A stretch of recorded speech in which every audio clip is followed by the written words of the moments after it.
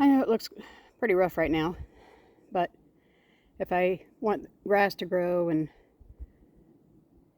eventually, hopefully in the near future, make it larger, I got to get rid of some of the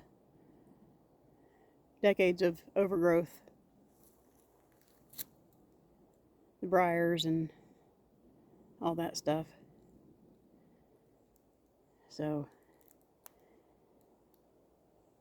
I still got a long way to go, but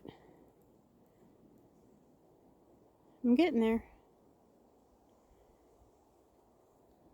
Hope you're having a blessed day.